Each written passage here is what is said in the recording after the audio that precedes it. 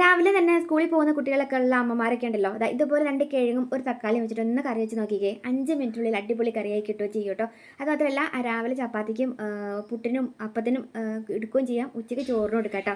പിന്നെ അത് മാത്രമല്ലാന്നുണ്ടല്ലോ, ഇതുപോലെ നിങ്ങൾ ചപ്പാത്തിക്കൊക്കെ ഒന്ന് കുഴച്ചിട്ട് വെക്കുകയാണെങ്കിൽ ഉണ്ടല്ലോ നല്ല സോഫ്റ്റ് ചപ്പാത്തി കിട്ടുകയും ചെയ്യും. അത് മാത്രമല്ലാണ്ട് എന്നും നമുക്ക് ചപ്പാത്തി ഉണ്ടാക്കിയെടുക്കുകയും വേണ്ട. അപ്പോൾ ജോലിക്കൊക്കെ പോകുന്ന അമ്മമാരൊക്കെ ഉണ്ടെങ്കിൽ ഇതുപോലെ ചപ്പാത്തി ഒന്ന് ഉണ്ടാക്കി കുഴച്ച് വെച്ച് നോക്കട്ടോ, എളുപ്പമാണ്. അപ്പോൾ ഇതിനായിട്ട് നമുക്ക് ആദ്യം കറി ഉണ്ടാക്കുന്നത് എങ്ങനെയെന്ന് കാണിക്കാം കേട്ടോ. അപ്പോൾ ഞാനിപ്പോൾ ഇതുപോലെ ഒരു 2 സവാള ഒന്ന് ചെറുതായിട്ട് നരിഞ്ഞ് വഴറ്റി കൊടുത്തിട്ടുണ്ട്. അതിലേക്ക് തന്നെ ഇഞ്ചിയും വെളുത്തുള്ളിയും പച്ചമുളകും കൂടെ കൂടിയിട്ട് നമുക്കൊന്ന് വഴറ്റി കൊടുക്കാം കേട്ടോ. ഇനി ഇതിലേക്കുണ്ടല്ലോ ഒരു 1.5 സ്പൂണോളം മല്ലിപ്പൊടിയും 1 സ്പൂണോളം മുളക് പൊടിയും കുറച്ച് ഗരം മസാലപ്പൊടി, ഗ്രാമ്പു ഏലക്ക പട്ട പൊടിച്ചിട്ടുണ്ടല്ലോ അതും കൂടെ ചേർത്ത് കൊടുത്തിട്ട് ഇതുപോലെ ജസ്റ്റ് ഒന്ന് ഇളക്കി കൊടുക്കാവേ. ഇനി ഉണ്ടല്ലോ നമുക്ക് 2 കിഴങ്ങുണ്ടെങ്കിൽ ഇതുപോലെ ഒന്ന് സ്ക്വയർ കഷ്ണങ്ങളായിട്ട് അതും കൂടെ ഇട്ട് കൊടുക്കാവേ. ഇനി നമുക്കുണ്ടല്ലോ ഒരു കുഞ്ഞ് തക്കാളി കേട്ടോ. ഈ ഒരു തക്കാളിയും കൂടെ ഇട്ട് കൊടുക്കുകയാണെങ്കിൽ കറിക്ക് നല്ലൊരു കൊഴുപ്പ് കിട്ടുകയും ചെയ്യും കേട്ടോ. നമുക്ക് തേങ്ങ ഒന്നും ചേർക്കണ്ട കേട്ടോ. ഇനി നമുക്ക് ഇതിനകത്തേക്ക് ഉണ്ടല്ലോ ഒരു നുള്ള മഞ്ഞൾപ്പൊടിയും ഇട്ടിട്ട് ഈ ഒരു മസാലകളെല്ലാം തന്നെ ഇതുപോലെ ജസ്റ്റ് ഒന്ന് വഴറ്റി കൊടുക്കാം കേട്ടോ. ആ ഒരു മല്ലിയുടെ മല്ലിക്കുത്തൊക്കെ ഉണ്ടല്ലോ അതൊക്കെ അങ്ങോട്ട് മാറുന്ന രീതിയിൽ ജസ്റ്റ് ഒന്ന് വഴറ്റി കൊടുത്തതിന് ശേഷം നമുക്ക് ഇതിനകത്തേക്ക് ഉണ്ടല്ലോ ആവശ്യത്തിന് വെള്ളം കൂടി ചേർത്ത് കൊടുത്തിട്ട് ഏകദേശം നമ്മൾ എന്തോരാണ് കുക്കറിൽ നിങ്ങൾക്ക് കിഴങ്ങ് വെന്ത് കിട്ടണമെന്ന് വെച്ചിട്ടുണ്ടെങ്കിൽ അതിനനുസരിച്ചിട്ട് വിസിലടുപ്പിച്ചിട്ട് വേവിച്ചിട്ട് കേട്ടോ. അപ്പോൾ ഞാൻ ഏകദേശം ഒരു 3-4 വിസിലടുപ്പിച്ചിട്ട് അങ്ങോട്ട് ഓഫ് ചെയ്തിട്ടായിരുന്നു കേട്ടോ. അപ്പോഴത്തേക്കും നമ്മുടെ കിഴങ്ങൊക്കെ നല്ല രീതിയിൽ തന്നെ മസാലയായിട്ട് സെറ്റായി വന്നിട്ടുണ്ട്. ഇനിയിപ്പോൾ ഒരു തവി വെച്ചിട്ട് ജസ്റ്റ് ഇതുപോലെ ഒന്ന് ഉടച്ച് കൊടുക്കാം കേട്ടോ. ഈ ഒരു രീതിയിലൊന്ന് ഉടത്തി കൊടുത്തതിന് ശേഷം ഉണ്ടല്ലോ നമുക്കിതൊന്ന് താളിക്കാം. താളിച്ച് കഴിയുമ്പോൾ നമുക്കൊന്ന് കുറുക്കിയെടുക്കാം കേട്ടോ. അതെങ്ങനെയൊന്ന് കാണിച്ചു തരാം. കുറുമ പോലെ ഇരിക്കും കേട്ടോ. അപ്പോൾ ഇതിനകത്തേക്ക് നമുക്ക് കുറച്ച് കടുക് പൊട്ടിച്ചിട്ട് കറിവേപ്പിലയും കൂടെ ഇട്ടിട്ട് പൊട്ടിക്കാം കേട്ടോ. ഇനി നമുക്ക് അവിടെ വേവിച്ച് ചേക്കുന്ന നമ്മുടെ കിഴങ്ങും തക്കാളി ഉണ്ടല്ലോ അതുപോലെ ജസ്റ്റ് ഒന്ന് ഇതിനകത്തേക്ക് കൊട്ടാവേ. കറി മസാലയൊക്കെ ഒന്ന് തിളച്ച് സെറ്റ് ആവാനായിട്ട് ഒന്ന് 2 മിനിറ്റ് വരെ ഒന്ന് വെയിറ്റ് ചെയ്യട്ടോ. എന്നാലാണ് ഒരു ഇഞ്ചിയുടെയും വെളുത്തുള്ളിയുടെയൊക്കെ ഒരു ഫ്ലേവർ നമുക്ക് കറിയിലേക്ക് പിടിക്കത്തുള്ളൂ കേട്ടോ. ഒന്ന് തിളച്ചുകൊണ്ടിരിക്കുന്ന ടൈമിലുണ്ടല്ലോ നമുക്കൊരു 1.5 സ്പൂണോളം കോൺഫ്ലോർ ഉണ്ടെങ്കിൽ ആ ഒരു കോൺഫ്ലോർ ഇത്തിരി വെള്ളത്തിലേക്ക് കലക്കിയിട്ട് ഇതുപോലെ ജസ്റ്റ് ഒന്നുകൂടെ ഒഴിച്ചു കൊടുക്കാം കേട്ടോ. കോൺഫ്ലോർ ഇല്ലെങ്കിൽ ഒരു സ്പൂൺ മൈദമാവ് ഒന്ന് കലക്കി ഒഴിച്ചു കൊടുത്താലും മതി. ഇനിയിപ്പോൾ മൈദമാവ് ഇല്ലെങ്കിൽ 1 സ്പൂണോളം അരിപ്പൊടി ഉണ്ടാവുമല്ലോ അതുണ്ടെങ്കിൽ ജസ്റ്റ് ഒന്ന് വെള്ളത്തിൽ കലക്കിയിട്ട് ഒഴിച്ചു കൊടുത്താലും മതി കേട്ടോ. ഇതുപോലെ നല്ല രീതിയിൽ തന്നെ നല്ലൊരു കുറുകിയ അടിപൊളി കറിയായിട്ട് കിട്ടും. ഇത് നമ്മൾ ഇങ്ങനെ ഉണ്ടാക്കിയെടുക്കുകയാണെങ്കിൽ ഉണ്ടല്ലോ നമുക്ക് പുട്ടിനും ചപ്പാത്തിക്കും രാവിലെ അപ്പത്തിനും അതല്ല ബാലൻസ് ഇരിപ്പടയിൽ ഉച്ചയ്ക്ക് ചോറിനൊക്കെ നല്ല മീൻ പൊരിച്ചതിൻ്റെ കൂടുതൽ കൂട്ടാൻ പറ്റിയ അടിപൊളി കറിയാണ് കേട്ടോ.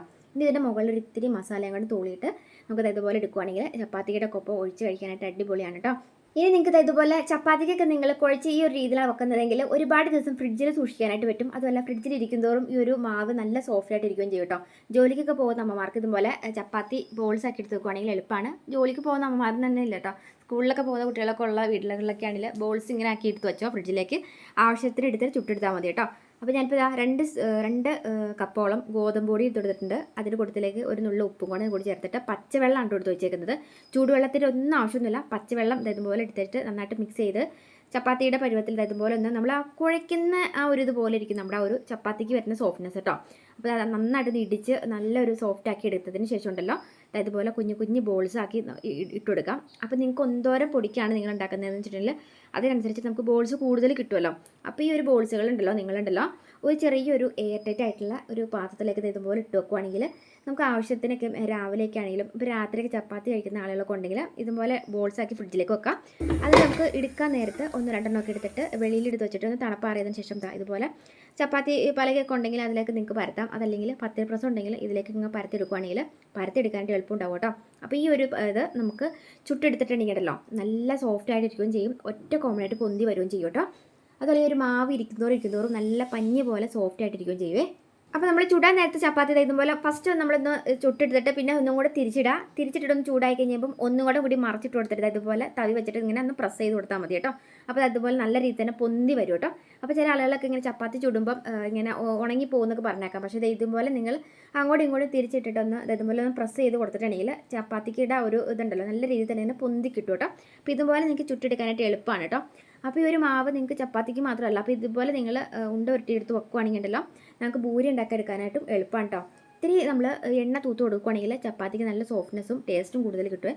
അപ്പോൾ ഇതുപോലെ ഇത്തിരി കട്ടിക്ക് ഒരുപാട് നൈസാക്കാണ്ട് ഭൂരിക്കാണെങ്കിൽ കുറച്ച് കട്ടിക്ക് നമുക്കിതുപോലെ ഒന്ന് പരത്തി കൊടുത്തിട്ട് നല്ല ചൂടുള്ള എണ്ണയിലേക്ക് ഇട്ട് കൊടുക്കുകയാണെങ്കിൽ ഇതുപോലെ നല്ല ഒറ്റ കോമളായിട്ട് ഭൂരി കിട്ടുകയും ചെയ്യും. അപ്പോൾ ഇതുപോലെ നിങ്ങൾ മാവ് ബോൾസ് ആക്കിയിട്ട് ഫ്രിഡ്ജിലേക്ക് എടുത്ത് വെച്ചോ. അപ്പോൾ എളുപ്പത്തിൽ നമുക്ക് രാവിലെ പൂരിയോ ചപ്പാത്തിയൊക്കെ ചുട്ടെടുക്കാനായിട്ട് പറ്റുകയും ചെയ്യും. ഇതുപോലത്തെ കറിയാണ് ഉണ്ടാക്കിയെടുത്ത് വെക്കുന്നതെങ്കിൽ രാവിലെ ഇതുപോലെ ഒപ്പം നമുക്ക് കഴിക്കുകയും ചെയ്യാം. അതെല്ലാം ബാലൻസ് ഇരിപ്പുണ്ടെങ്കിൽ ഉച്ചയ്ക്ക് ചോറിൻ്റെ ഒപ്പം കഴിക്കാനായിട്ടും എളുപ്പമാണ് കേട്ടോ. അപ്പോൾ ഒന്ന് ട്രൈ ചെയ്ത് നോക്കാം. വീഡിയോ ഇഷ്ടപ്പെട്ടെങ്കിൽ ഷെയർ ചെയ്യാൻ മറക്കരുത്.